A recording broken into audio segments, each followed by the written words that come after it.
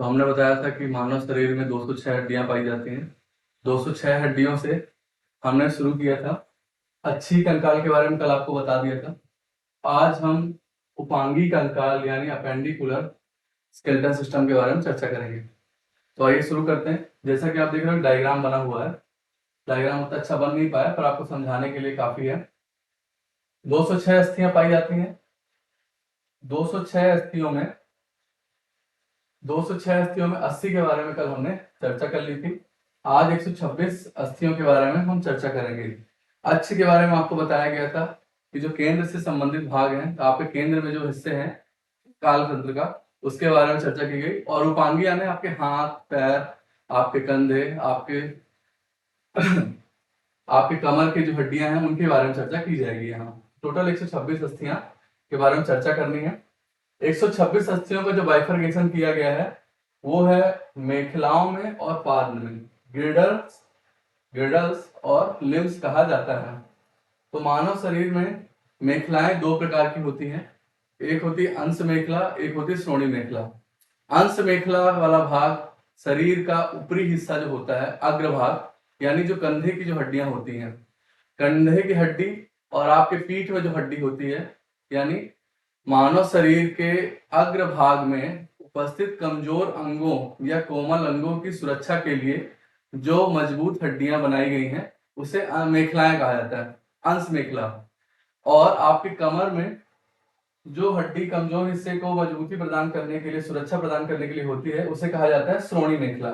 तो दो मेखलाओं में टोटल 6 हड्डियां होती हैं। एग्जाम में पूछा गया है कि मनुष्य के शरीर में जो गिर्डल्स होते हैं या मेखलाएं होती है उनकी टोटल संख्या कितनी है, तो वो 6 होती हैं। ठीक है, 6 में अंश मेखला की संख्या कितनी, यानी जिसे बोलते हैं पेक्टोरल, और श्रोणि मेखला को बोलते हैं पेल्विक गिर्डल्स। ठीक है, तो अंश मेखलाओं की संख्या कितनी है, 4, और श्रोणि मेखलाओं की संख्या 2।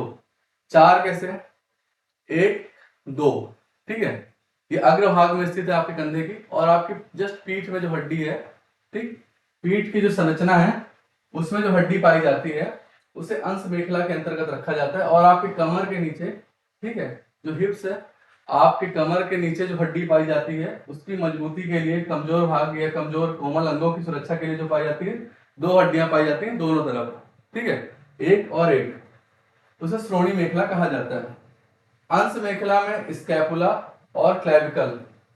स्कैपुला मुख्यतः आपसे पूछा जाता है कि अंश मेखला में या शरीर में पाई जाने वाली मेखलाओं में मुख्य अस्थि कौन सी होती है, मुख्य अस्थि कौन सी होती है, स्कैपुला की क्लेविकल। तो स्कैपुला मुख्य अस्थि होती है। ठीक है, मुख्य अस्थि कौन सी, स्कैपुला, क्लेविकल नहीं। क्लेविकल को सेकंड अस्थि बोला जाता है, मुख्य अस्थि स्कैपुला को माना जाता है। एग्जाम में क्वेश्चन है इसके बारे में आया हुआ है। इनकी संख्या कितनी होती है, 2 होती है, और क्लेविकल कितनी होती है, 2 होती है। ये बात आपको समझ में आ रही होगी। ठीक, अब श्रोणि मेखला के बारे में चर्चा करते हैं। श्रोणि मेखला के बारे में आपने संख्या कितनी बताई, 2 होती है। पेल्विक गिर्डल्स कितनी होती है, 2 होती है। कहां पाई जाती है, कमर से जुड़ा हुआ पार्ट जो रहता है वहां पाई जाती है। ठीक है, इसमें सिर्फ इतना इंपॉर्टेंट है कि कितनी संख्या होती है, 2 होती है। इससे ज्यादा इसमें कोई इंपॉर्टेंट नहीं है। मैक्सिमम क्वेश्चन बनते हैं लिम्स, पाद, पाद यानी पैर की बात हो रही है यहाँ, पैर। जैसा कि आपको पता है मानव को, हमारे हाथ और पांव जो है ये हमने डिवाइडेशन किया है, पर मानव किससे बना हुआ है, हम आए किससे, गोरिल्ला से आए हुए हैं। ठीक है, हमारे पूर्वज कौन से हैं, बंदरों को माना जाता है। वो 4 पांव से चलते हैं, उसे पाद ही बोला गया है। ठीक है, यह पाद यानी पैर, लिम्स। पर हमारे अग्रपाद हाथ को बोला जाता है और पश्चपाद पैरों को बोला जाता है। ठीक है, इसमें क्वेश्चन डिवाइडेशन आता है कि कितने अग्रपाद की हड्डियां होती हैं, कितने पश्चपाद की। तो दोनों की 60-60 होती हैं। तो 60-60 120, 120 और 6 126 हो गई, 126 और 80 206 हो गई। 213 मैंने आपको बताया था कि बच्चों में 213 अस्थियां पाई जाती हैं, कल आपको मैंने समझाया था। ठीक है, अब बात करते हैं अग्रपाद की थोड़ी अस्थियों के बारे में। अग्रपाद यानी हाथ की बात हो रही है। हाथ में पाई जाने वाली अस्थियों का डिवाइडेशन और उनकी संख्या, ये एग्जाम में क्वेश्चन बनता है। या आपसे क्वेश्चन पूछ ले कि इस अस्थि, ये अस्थि मानव शरीर के किस अंग में पाई जाती है, इंग्लिश में नाम दे देगा या हिंदी में नाम दे देगा, आपको उसमें कंफ्यूजन होता है। आज हम वो सारी चीज क्लियर कर लेंगे कि कौन सी हड्डी और कहाँ पाई जाती है और क्या बोला जाता है। ठीक है, तो हाथ की जो पहली हड्डी अपनी ये कंधे से लेके जॉइंट तक, नी तक आप देखोगे जो पाई जाती है, इस हड्डी को बोला जाता है क्या, ह्यूमरस।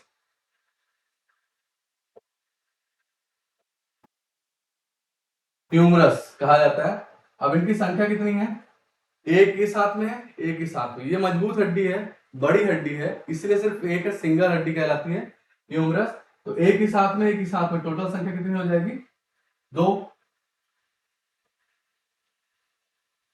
रेडियस तथा अल्ना की संख्या होती चार। इसी जॉइंट से जुड़ी हुई दो हड्डियां निकलती हैं। ये जो पार्ट है अपना, इससे दो हड्डियां निकलती हैं।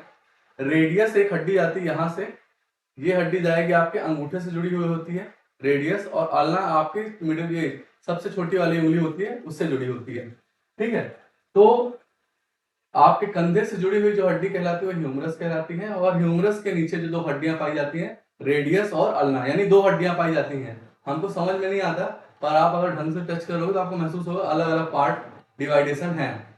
ठीक है, तो रेडियस और अल्ना कहाँ पाई जाती है, ये नी के नीचे आपके हैंड से जुड़े हुए, ठीक है, पाम के जो पार्ट है उससे जुड़ी हुई हड्डियां एक और दो।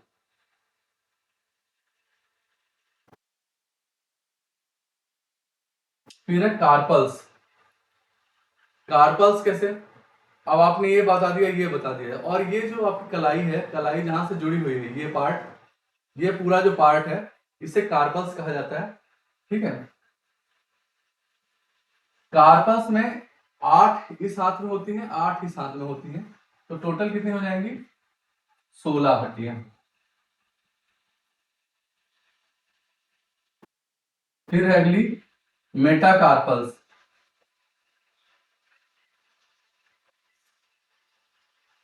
ये आपकी कलाई से जुड़ने के बाद जो आगे हड्डियां बढ़ती हैं, आपको समझ में आएगा, एक दो तीन चार पांच, एक दो तीन चार पांच, ये आपकी हड्डियां समझ में आएंगी आपको।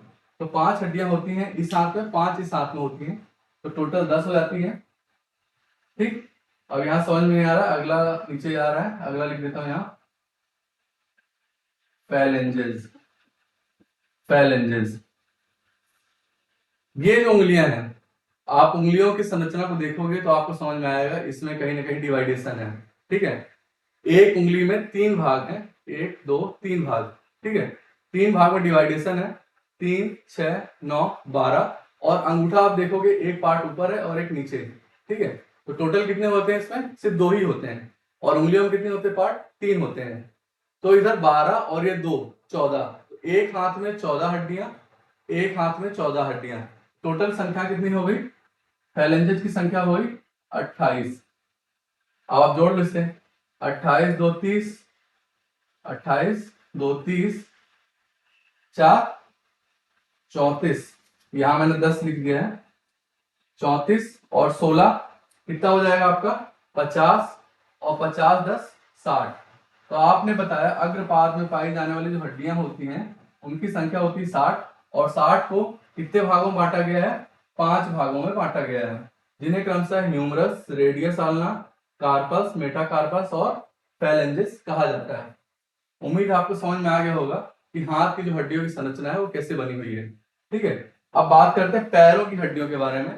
आपको कल मैंने बताया था कि मानव शरीर में पाई जाने वाली सबसे छोटी हड्डी कहाँ पाई जाती है, कान में पाई जाती है। कान के किस भाग में पाई जाती है, मध्य भाग में पाई जाती है, और उसका नाम क्या है, स्टेप्स या स्टेपीज कहीं कहीं मिलता है। अब बात करते हैं पश्चपाद की, यानी पैरों की हम बात करते हैं। पैरों में आपसे मैंने बताया था कि मानव शरीर में पाई जाने वाली सबसे बड़ी हड्डी कौन सी होती है। ठीक है, तो उसका आंसर क्या था, फीमर।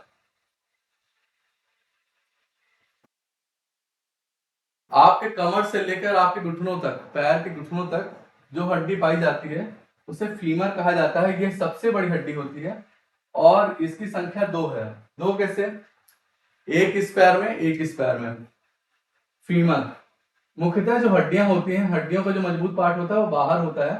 ठीक है, कैल्शियम कार्बोनेट से बना हुआ, प्रोटीन से मिला हुआ। पर अगर आप इसके अंदर की ओर देखोगे संरचना, तो आपको एक जाली नुमा संरचना, कभी भी आप देखो तो जाली नुमा संरचना मिलेगी। इस जाली नुमा संरचना को ही क्या बोलते हैं हम लोग, इस जालीनुमा संरचना को अस्थि मज्जा कहा जाता है, जिसे हम बोलते हैं बोन मैरो। एग्जाम में पूछा जाता है कि मानव शरीर में पाई जाने वाली आरबीसी या डब्ल्यूबीसी का निर्माण या प्लेटलेट्स का निर्माण कहाँ होता है। आरबीसी, डब्ल्यूबीसी और प्लेटलेट्स का निर्माण मानव शरीर के किस अंग में पाया जाता है या निर्माण होता है। तो आपको दे देगा स्प्लीन, दे देगा प्लिया, दे देगा यकृत, दे देगा, ठीक है, अस्थि दे देगा। तो कहां हो गया, अस्थि के अंदर। अस्थि के अंदर कौन सा भाग पाया जाता है, बोन मैरो, अस्थि मज्जा, जहां से आरबीसी और डब्ल्यूबीसी और प्लेटलेट्स का निर्माण होता है। जालीनुमा संरचना रहती है, यानी जो मानव शरीर की जो अस्थियां हैं मजबूती से बाहर से रहती है, अंदर कैसे रहती है, खोलने मतलब खोखली रहती है। खोखले होने के कारण क्या है, क्योंकि वहां आरबीसी, डब्ल्यूबीसी और प्लेटलेट्स का निर्माण होता है और वहां क्या पाई जाती है, बोन मैरो पाई जाती है, ठीक है। अब बात करते हैं फीमर की, बात कर रहे हैं। तो फीमर मानव शरीर में पाई जाने वाली सबसे बड़ी हड्डी है, ठीक है। एक इस पैर में, एक इस पैर में, फिर पटेला, इसकी भी संख्या 2 है। यानी जो घुटनों की बात हो रही, घुटनों में जो हड्डी पाई जाती है, गोलाकार संरचना पाई जाती है, यह हड्डी क्या करती है, आपके जो पैर है उसको आगे नहीं मोड़ने देती, ठीक है। आप पीछे उसको बैंड कर सकते हो, आगे आप उसको नहीं मोड़ सकते हो। उसको कंट्रोल करने के लिए पटेला नामक संरचना आपके घुटनों में होती है, ठीक है। तो एक इस पैर में घुटनों की हड्डी होती है, एक इस पैर में होती है, टोटल संख्या कितनी हो गई, 2। इसे पटेला बोलते हैं।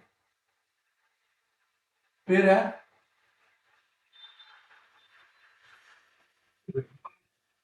इधर आएगी टार्सल्स और मेटाटार्सल्स।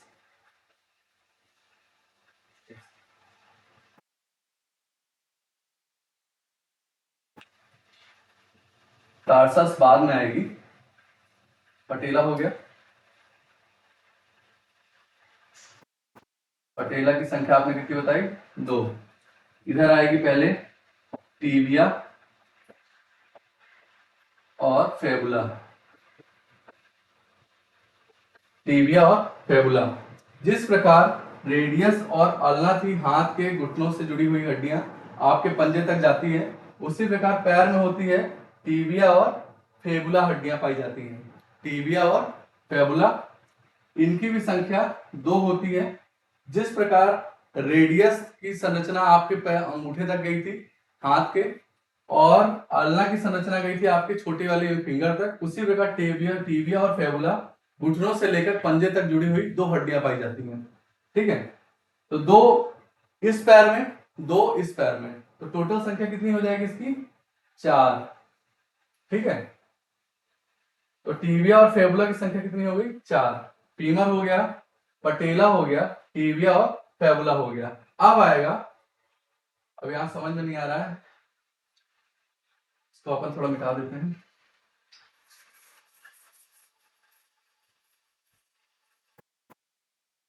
जगह कम रही। तो टीबिया और फेबुला के बाद अब आपकी आएगी टार्सल्स, टार्सल्स और मेटाटार्सल्स।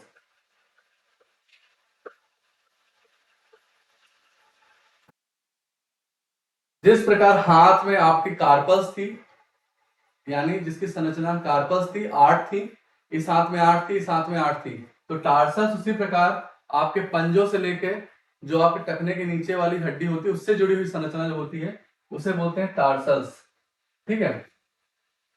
जहां से आप पैर को थोड़ा बहुत रोटेट करते हो वहां टार्सल्स होती है। पर वहां 16 संख्या थी, यहाँ कितनी होगी, 14। अर्थात इस पैर में 7, इस पैर में 7। ये क्या करते हैं, पैर का आपके रोटेशन में मदद करते हैं कि आपको कैसे यहाँ मूवमेंट करना है। टार्सल्स, मेटाटार्सल्स आपके पैर के जॉइंट से लेके, पंजों के जॉइंट से लेके जो मूवमेंट करता है, वहां से लेके जो फिंगर जहां जुड़ी होती है वहां तक की संरचना होती है मेटाटार्सल्स। 5 इसमें होती है, 5 इसमें होती है, टोटल 10 संख्या इसमें पाई जाती है। तो टार्सल्स 14 हो गई, मेटाटार्सल्स 10 हो गई। फिर पैरों में भी उंगलियां होती हैं, जिसे क्या कहा जाता है, फैलेंजेस इसको भी कहा जाता है। हाथ और पैर की संरचना लगभग समान है, बस नाम अलग अलग है, ठीक है। फैलेंजेस की बात हो रही है तो 5 इसमें, 5 इसमें, टोटल 10।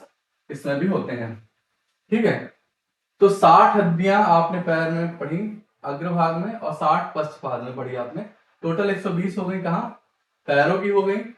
6 कितनी हो गई? मेखलाओं की हो गई। टोटल आपकी 126 अस्थियां हो गई। अब आपसे जो क्वेश्चन बनता है यही पूछा जाता है कि फीमर की संरचना कहाँ पाई जाती है? हाथ में होती है, पैर में होती है। ठीक है, पटेला की संरचना कहाँ पाई जाती है? पटेला की संख्या कितनी होती है? ठीक, टिबिया, फेबुला, फेलेंजेस की संख्या। फेलेंजेस तो सेम है, हाथ और पैर दोनों में। मुख्यतः आपको कंफ्यूज कहाँ करेगा? पटेला, क्योंकि हाथ में नहीं पाई जाती संरचना। ठीक, और टार्सल्स, टार्सल्स की संख्या कितनी है? 14।